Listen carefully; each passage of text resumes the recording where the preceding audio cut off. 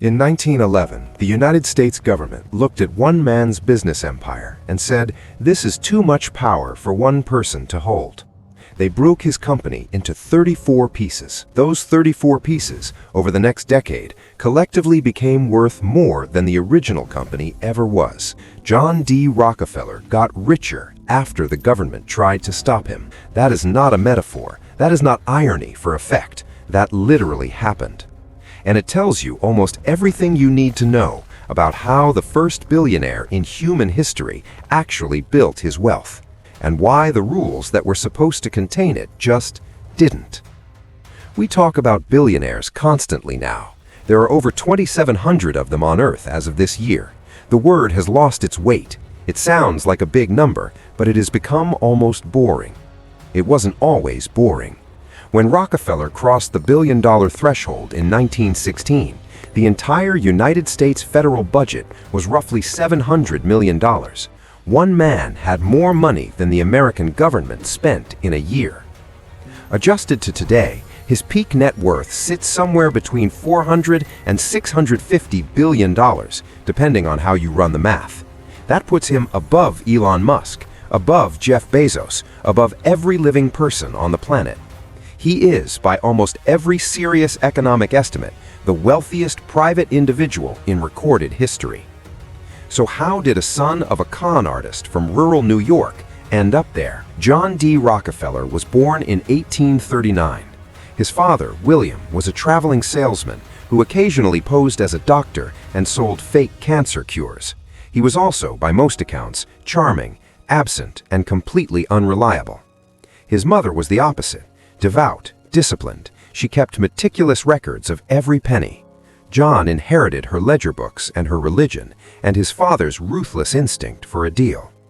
He got his first job at 16 as an assistant bookkeeper. He was precise, careful, and immediately noticed something that most people ignore. Arithmetic is power. Knowing exactly where the money flows, that is the advantage. By 22, he had saved enough to start a commodity trading business. He was good at it. Then, in 1859, something changed everything. Someone struck oil in Pennsylvania. Here is the thing about the early oil industry that almost nobody talks about. It was chaos. Prices swung 90% in a single day. Drillers got rich and went broke inside a year. The product was real, the demand was real, but nobody could build a business on quicksand. Rockefeller looked at this and made a decision that seems obvious in hindsight, but was genuinely radical at the time. He didn't want to drill for oil, he wanted to refine it. The driller takes all the risk, boom and bust, dry wells, price crashes. The refiner sits in the middle. Oil has to come to you, kerosene has to go out through you. You don't gamble on finding oil, you build the choke point. By 1870, he had incorporated Standard Oil of Ohio, and then he did something the history books call horizontal integration, which is a polished phrase for a fairly brutal strategy. He went to the railroads quietly, privately, and negotiated secret rebates.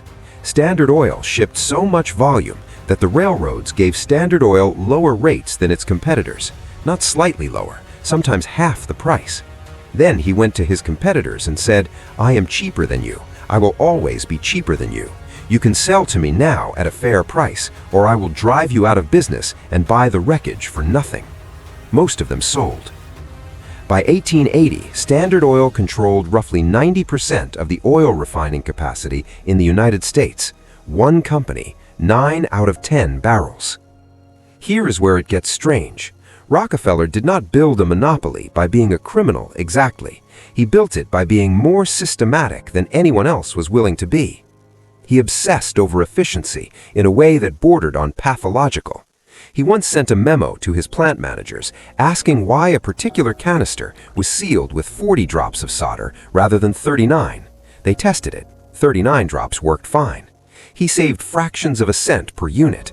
Multiplied across millions of units, that was real money. He drove down the consumer price of kerosene by about 80% between 1870 and 1890. People who couldn't afford to light their homes after dark could suddenly afford it. That part is true, and his defenders lean on it hard. What they mention less, hundreds of independent refiners were destroyed in the process.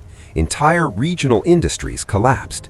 The mechanism that produced cheap kerosene also produced a single entity with enough leverage to dictate terms to railroads, to banks, to state legislatures.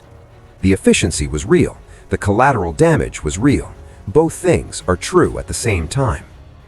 In 1911, the Supreme Court ruled that Standard Oil violated the Sherman Antitrust Act and ordered it dissolved. The company was split into 34 separate entities, including what would eventually become ExxonMobil, Chevron, and BP's American operations. Rockefeller owned shares in all 34 pieces. When the breakup was announced and the newly independent companies began trading freely on the open market, investors, finally able to see the value that had been obscured inside a single opaque holding company, bought in aggressively. The combined market value of the 34 companies exceeded the original Standard Oil within a few years. Rockefeller, who had retired in 1897 and spent his days playing golf and giving away dimes to strangers, became a billionaire without going to the office. He lived to 97. He spent the last 40 years of his life giving money away. He gave away roughly $500 million and still died worth more than he had started with because the investments kept compounding.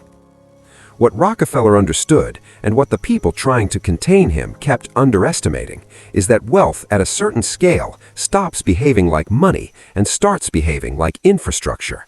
You can redistribute it, you can tax it, you can legislate against its origins, but if the underlying systems, the pipelines, the refineries, the railroad contracts, the institutional knowledge, if those survive, the wealth regenerates. Every major antitrust action in American history follows a version of this pattern. Break up AT&T, get 7 baby bells plus the internet. Break up Standard Oil, get 34 companies plus a century of American energy dominance. The structure changes, the concentration tends to return.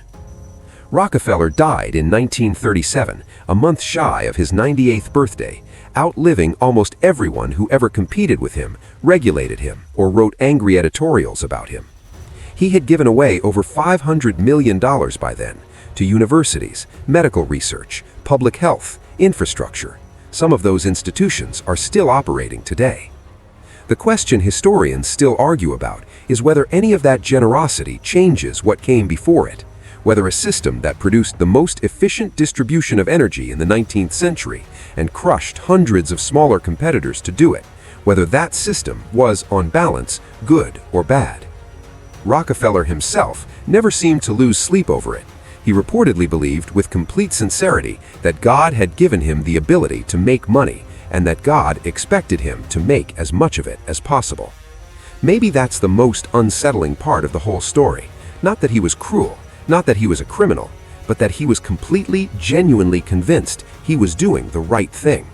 And at least some of the evidence suggests he might not have been entirely wrong.